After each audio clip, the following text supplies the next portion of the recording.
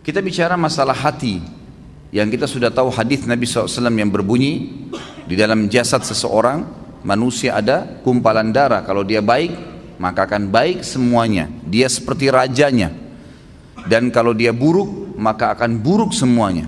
Itulah hati seseorang. Ulama membahas panjang lebar hadis ini, bahwasanya yang dimaksud dengan hadis ini adalah bagaimana hati yang diisi dengan dosa itu akan merusak seluruh anggota badannya. Seluruh anggota badannya. Jadi kalau misal ada satu saja penyakit hati, apa saja sifatnya, baik itu riya kah, iri dan dengki kah, apa saja, maka dipastikan itu akan merusak anggota tubuh dia. Artinya dari sisi penampilannya pun akan terganggu. Mukanya, paras wajahnya akan berubah. Orang yang biasa iri dan dengki, wajahnya beda dengan orang yang hatinya nggak ada penyakit iri dan dengki. Beda. Memang ada cahaya-cahaya keimanan di situ di wajahnya. Tentu ini bahasanya besar kalau saya ingin bahas juga hubungkan dengan masalah ibadah. Tapi kita cukupkan dengan masalah penyakit hati yang memang dari penyebab anggota tubuh seseorang selalu terjerumus dalam dosa. Efek besar sekali terhadap hati yang diisi dengan kemaksiatan itu akan berpengaruh kepada fisik dia, dari rambut sampai ke kaki. Subhanallah, pada saat ulama hadis dengan pekahnya menjelaskan kenapa Nabi SAW pada saat meninggal, mohon maaf ini kalau teman-teman yang punya uban, gitu kan? Tapi kita bicara tentang Nabi SAW. Nabi SAW waktu meninggal tidak memiliki uban kecuali 3 lembar. Umurnya 63 tahun.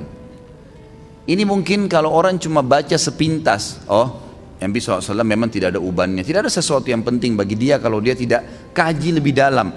Tapi kalau kita kaji lebih dalam sebagaimana sebagian ulama hadis, mereka mengatakan apa sebabnya Nabi SAW tidak memiliki uban kecuali 3 lembar di umur 63 tahun. Sementara banyak manusia umur 30 tahun, 40 tahun sudah ubanan. Dan secara ilmiah terbukti uban itu datang karena banyaknya beban pikiran. Kalau tidak, maka ada kesalahan teknis dari penggunaan zat-zat ilmiah di rambutnya. Itu mungkin. Jadi kalau kayak sekarang gonta-ganti sampo mungkin atau apa saja itu juga bisa jadi pemicu. Tapi umumnya orang yang selalu beban pikirannya banyak, apalagi kalau berhubungan dengan penyakit hatinya, iri dan dengki, selalu hasut dengan orang, kok bisa ya dia dapat jabatan, kok bisa ya dia punya mobil, kok bisa ya dia punya istri seperti itu, suami seperti itu ubannya luar biasa tuh. Mohon maaf kalau yang punya uban ya, saya bukan menyinggung, tapi ini sebuah penelitian ilmiah. Kenapa Nabi SAW seperti itu keadaannya, gitu kan? Ternyata ada penelitian yang dihubungkan dengan teknologi sekarang, itu berhubungan sekali. Nabi SAW dikatakan dalam hadis Bukhari oleh Aisyah radhiyallahu anha, Nabi SAW tidak pernah marah, kecuali hukum Allah dilanggar. Kalau yang berhubungan dengan urusan dunia, nggak pernah beliau marah. Lebih banyak memaafkan. Sampai ada seorang sahabat datang mengatakannya, Rasulullah, saya punya kebun nih, pegawai saya banyak, sering buat salah. Yang kurma disortir salah sortirannya, yang diturunkan tunda waktunya, mestinya harus panen sekian banyak, ditunda besok dan seterusnya, banyak masalah nih. Berapa kali kami harus maafkan pegawai kami? Apa jawaban Nabi SAW? Maafkan mereka walaupun sampai 70 kali. Bukan keluarkan, pecat. Nabi SAW lebih lari kepada masalah memaafkan. Ternyata orang kalau lebih mendahulukan untuk sudahlah maafin, ya sudah ikhlaskan, semua berhubungan dengan masalah hatinya ini, itu berpengaruh kepada organ tubuh semuanya. Subhanallah, ketegangannya gitu kan, stres, semuanya itu akan hilang karena dia pelongkan. Dan saya sudah bilang ikhwah dan akhwat rahimakumullah, dalam agama kita kalau ada seseorang berbuat jahat dengan kita, jangan balas kejahatan dengan kejahatan. Enggak boleh orang gunjing kita balas dengan gunjing. Dia dosa, kita dosa, dia dihukum, kita dihukum. Sementara saya sudah bahasakan sering di pertemuan kita, dosa itu pasti punya efek jera yang besar. Kalau kita mencuri 1 juta, hukumannya bukan Allah akan ambil 1 juta dari kita, tapi Allah akan buat kita masuk rumah sakit dibiayai 100 juta. Efek jerah dari 1 juta yang dicuri. Sejam berbuat zina, Allah bisa menghukum dia dengan sebulan sakit. Mungkin dia sempat menendang seseorang karena dianggap dia punya power, atau seekor kucing yang jalan di jalanan karena menganggap iseng, kucing itu nggak ada apa-apanya, nggak bisa melawan saya, ditendang. Pastikan efek jerahnya, satu waktu dia jalan dengan sepatu bagus, jalanannya bagus, kakinya keseleo, 2 minggu sakit. Efek jerah dosa itu besar, gitu kan? Jadi jangan sampai kita menganggap orang buat dosa itu oke-oke saja. Atau antum pernah punya peluang berbuat dosa, misal satu waktu pernah peluang bisa berzina nih dengan seorang wanita yang antum sangat kagumi, atau seorang akhwat kita punya peluang berzina dengan seorang ikhwah yang dikenal dengan kagumi, lalu kemudian tidak jadi. Syaitan membisikkan kita, coba dulu saya zina aja ya, yang penting saya sudah zina dengan orang yang saya cintai, yang saya sukai, toh saya juga sekarang bisa taubat. Keliru. Karena taubat itu hanya membersihkan kita dari hukuman hari kiamat, tapi di dunia harus ada pembersihan. Tidak bisa tidak. Tidak ada dosa yang tidak punya efek jerah. Mesti ada, sekecil apapun.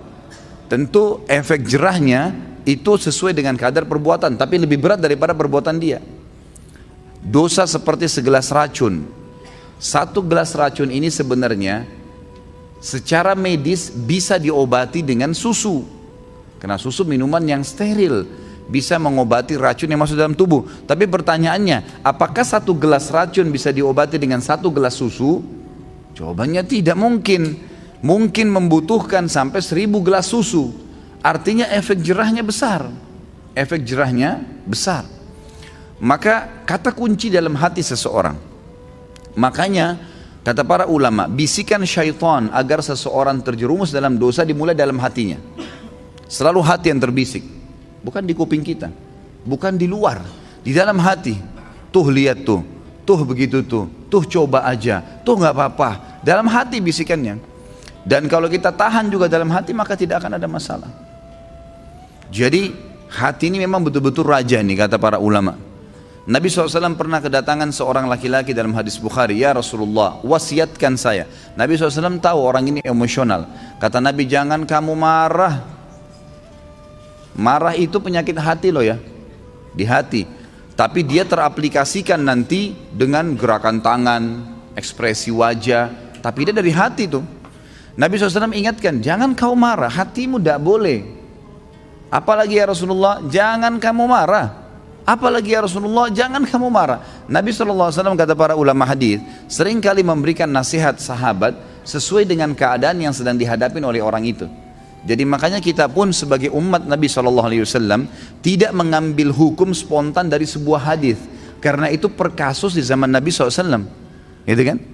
Jadi bisa saja sahabat ini pernah seperti ada sahabat yang datang mengatakan, ya Rasulullah, anak muda nih, dalam hadis Bukhari juga, saya siap tinggalkan semua dosa, semua yang Allah larang saya tinggalkan, semua yang Anda larang saya tinggalkan, kecuali 1, izinkan saya berzina.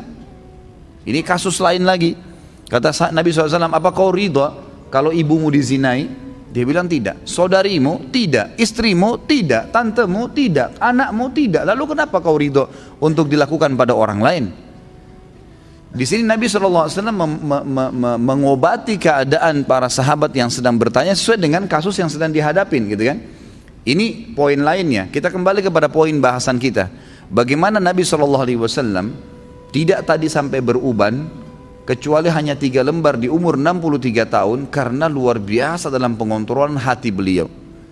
Tidak mudah marah, kecuali hukum Allah. Lebih banyak memaafkan, gitu kan? Dan saya sudah bilang tadi, ikhwan dan akhwat sekalian,